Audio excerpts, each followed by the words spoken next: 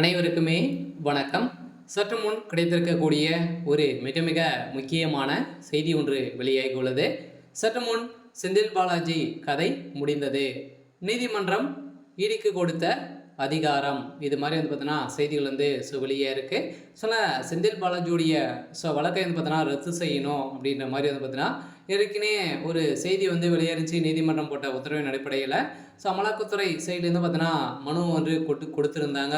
இந்த மனுவின் அடிப்படையில் தான் செந்தில் பாலாஜி அவர்களுக்கு எதிராக வழக்கு தொடரப்பட்ட வழக்கில் தான் அமலாக்கத்துறைக்கு பார்த்தீங்கன்னா இப்போ புதிய அதிகாரம் கொடுத்துருக்கக்கூடிய நிலையில் தான் செந்தில் பாலாஜி அவர்கள் பார்த்தீங்கன்னா அடித்து இழுத்து சென்றதாக ஒரு தகவல் வழியாக சொன்னால் மீண்டும் செந்தில் பாலாஜி அவர்கள் பார்த்தீங்கன்னா சிறையில் அடைக்கிறதுக்கான அனைத்து ஏற்பாடுகளுமே நடந்திருக்கு. அவருடைய கேரட் பற்றி பார்த்தீங்கன்னா விவாதங்களும் நடைபெற்றது. இந்த விவாதத்தின் அடிப்படையில் செந்தில் பாலாஜி ஒரு ஓடு காலி அப்படின்ற மாதிரி தான் இப்போ வெளியிருக்கக்கூடிய நிலையில் அவர் செய்த மெகா ஊழல் பார்த்தீங்கன்னா ஏற்கனவே ஸ்டாலின் அவர்கள் தான் ஒரு மீது வழக்கு பதிவு செஞ்சுருந்தாங்க. இவருடைய கட்சியில் சேர்ந்ததுமே பார்த்தீங்கன்னா அவர் தியாகி அப்படின்ற மாதிரி பேசியிருக்கக்கூடிய முதல்வர் ஸ்டாலின் அவர்களுக்கு தான் பார்த்தீங்கன்னா இப்போ பதிலடி கொடுக்கும் விதமாக தான் நீதிமன்றம் நடந்திருக்காங்க.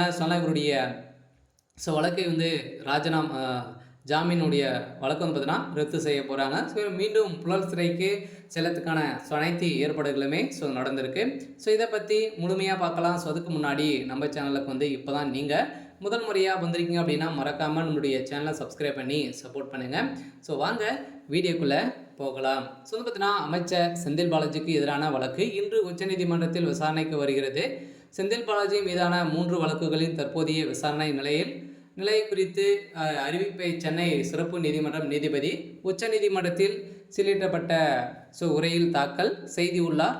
அந்த 2011-2015 ஆண்டு காலகட்டத்தில் மறைந்த முன்னாள் முதலமைச்சர் ஜெயலலிதாவின் அமைச்சரவையில் போக்குவரத்துறை அமைச்சராக இருந்தார். செந்தில் பாலாஜி பதவியை வகித்த போது போக்குவரத்துறையில் வேலை வாங்கி தருவதாக பலரிடம் பணம் பெற்று மோசடி செஞ்சுருக்காரு அப்படின்ற மாதிரி தான் வழக்கு பதிவு செஞ்சிருந்தார். இந்த வழக்கு பதிவின் அடிப்படையில் சென்னை எம்பி எம்எல்ஏக்கள் மீதான வழக்குகளை விசாரிக்கும் சிறப்பு நீதிமன்றத்தில் நிலுவையில் இருந்திருந்த நிலையில் இந்த விவகாரத்தின் அடிப்படையில் செந்தில் பாலாஜி சட்டவிரோத பண பரிவர்த்தனையில் ஈடுபட்டதாக அமலாக்கத்துறை கைது செய்யப்பட்டு நீண்ட இடைவெளிக்கு பிறகு ஜாமீன் பார்த்தீங்கன்னா விடுவிக்கப்பட்டதார். இதையடுத்து சிறையில் இருந்து வெளியேற்ற வந்த செந்தில் பாலாஜி மீண்டும் மின்சாரத்துறை அமைச்சராக பொறுப்பேற்றிருந்த நிலையில் இதன் அடிப்படையில் மீண்டும் நிறைய மெகா ஊழல் 4000 கோடி ஊழல் நடந்திருக்கு அப்படின்ற மாதிரி தொடரப்பட்ட வழக்கின் அடிப்படையிலும் இப்போ செந்தில் பாலாஜிக்கு எதிராக பார்த்தீங்கன்னா ஈடிக்கு கொடுத்த அதிகாரத்தின் அடிப்படையில் தான் கூடிய விரைவில்